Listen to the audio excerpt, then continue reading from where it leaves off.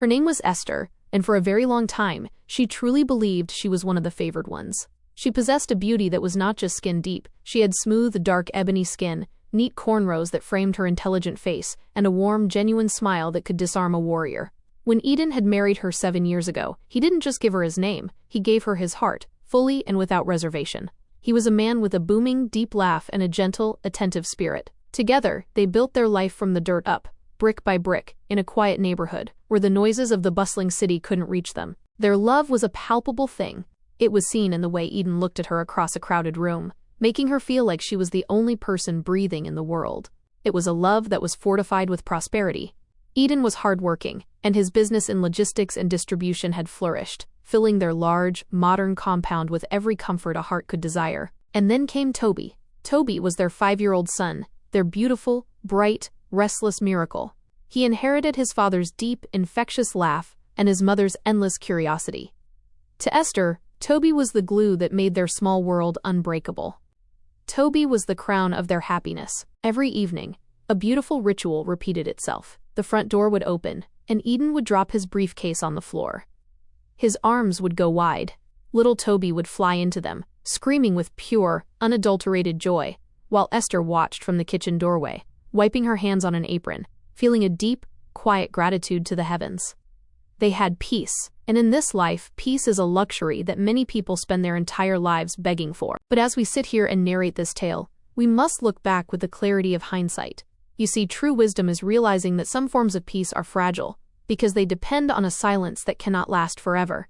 Esther had overlooked a critical flaw in her husband, Eden. It was a flaw born of love, yes, but a dangerous flaw nonetheless. He was a man who wanted everyone to be happy. His heart was too soft. It could be molded by whoever held it closest to their chest. And for the first 6 years of their marriage, it was Esther who held that heart. Until the train arrived at the city station on a rainy Tuesday morning, carrying the two people who would systematically dismantle her home, her family, and her dignity. Esther still remembers the overwhelming smell of wet earth on the day her mother-in-law arrived. The woman didn't call to announce her visit. She simply appeared at their compound gates, her massive wooden trunks trailing behind her, flanked by Eden's younger brother, Silas. Silas was a man driven by a quiet, burning envy. He had always viewed Eden's success with deep resentment, seeing his older brother's happiness as a personal insult to his own lazy and failed life. Silas had his own plans. He had been slowly and meticulously siphoning millions from the family distribution company under Eden's nose. But an audit was coming, and Silas knew his web of lies would soon be unraveled. He needed a scapegoat. He needed a disaster large enough to distract Eden from the books. Together with his mother, they had devised a plan born in the deepest pits of malice. A plan that would save Silas and rid them of Esther forever. "Esther," my mother-in-law had said, stepping past her as she entered the parlor. Not even looking at the hand Esther extended in greeting. Her voice was like gravel grinding under a heavy boot. "The house is cold. Don't you use the heater, or are you trying to save Eden's money for your own family?" That was her opening line. No greeting, no query about her grandson.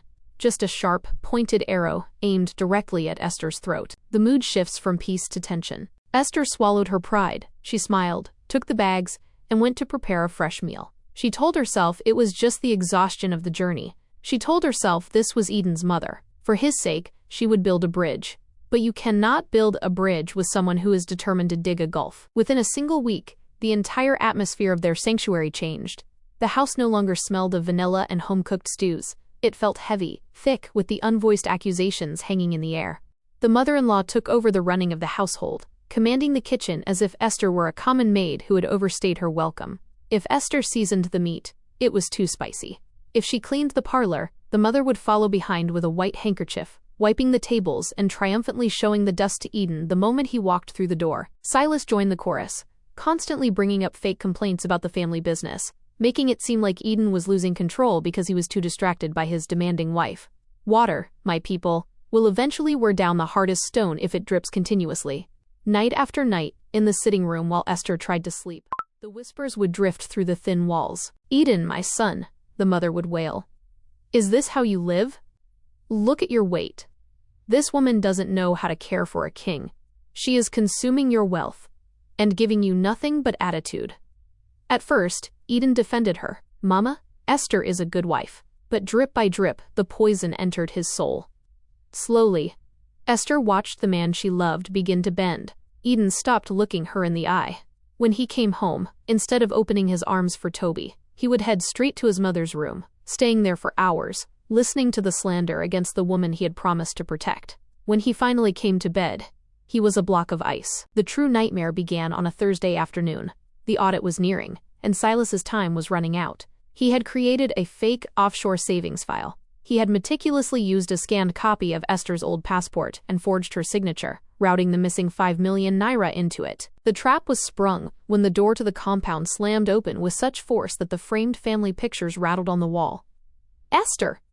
Get out here right now!" It was Eden's voice, but it didn't sound like him. It was a raw, distorted growl, thick with a terrifying, unbridled rage. Esther hurried into the parlor, her heart pounding against her ribs like a trapped bird. Eden was standing by the dining table, his face flushed, his chest heaving. Silas and his mother stood behind him, a dark, unified front of accusation. Eden slammed a thick manila folder of financial documents down onto the table. The sound echoed through the room like a gunshot. "Don't touch me! Don't you dare come near me, you thief!" The word hung in the air, heavy and suffocating. "Thief!" Silas found the discrepancies, Eden shouted, his voice cracking with emotion. Over 5 million naira, moved directly into an offshore savings file. And do you know whose name is registered on that file, Esther? Yours. Your maiden name, your identification, your signature. My head spun. Eden, that's impossible. I don't handle the company books. I only handle the home. Oh, shut your lying mouth. My mother-in-law barked, stepping forward, her eyes gleaming with a malicious triumph.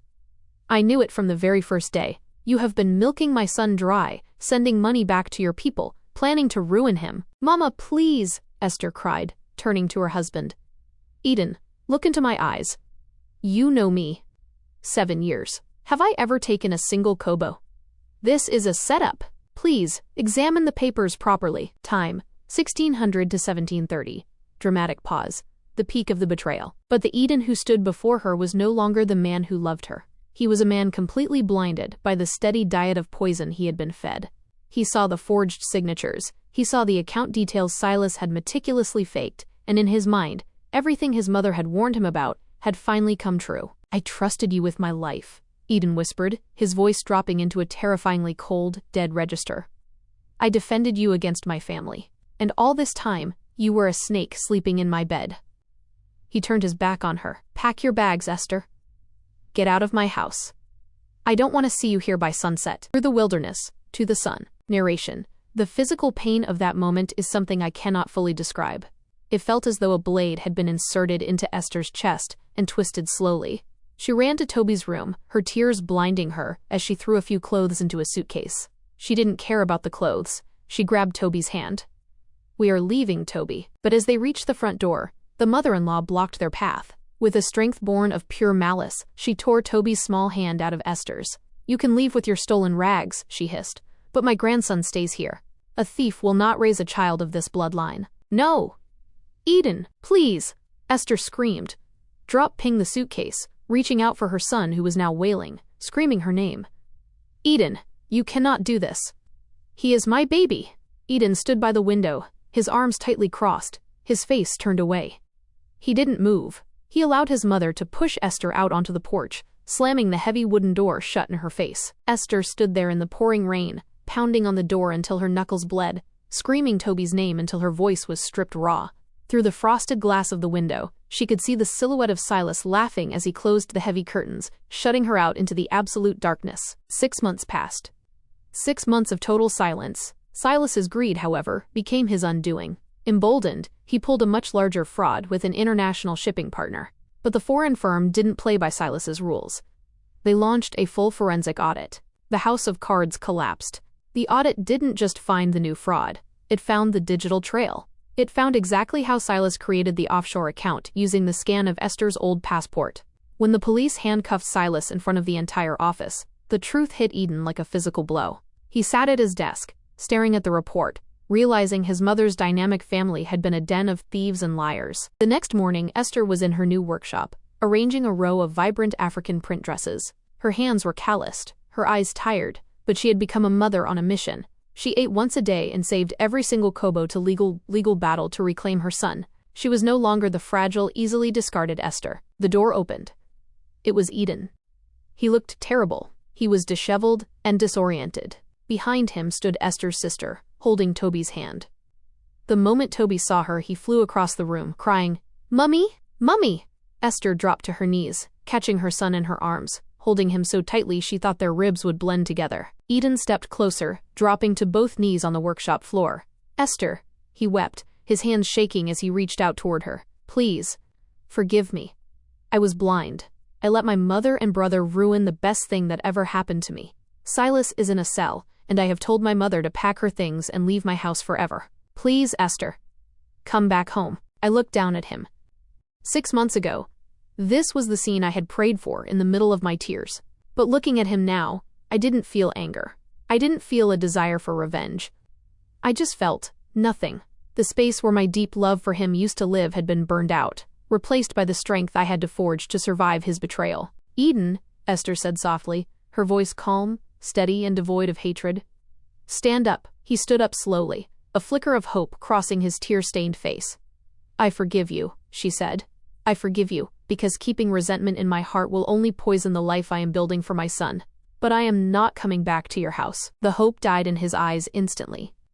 "Esther, please." "No, Eden," I interrupted, raising my hand gently. "A house is just bricks and mortar. A home is built on trust, protection, and loyalty. When your mother demanded my dignity, you stood by the window.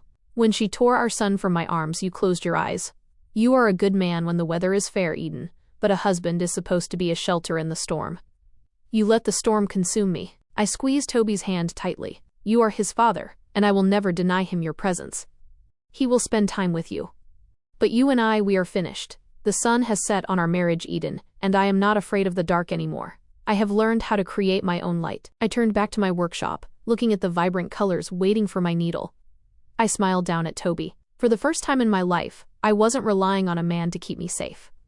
I had become my own sanctuary, and as the evening sun dropped below the horizon, it didn't feel like the end of the world. It felt like the beautiful, quiet beginning of a brand new day.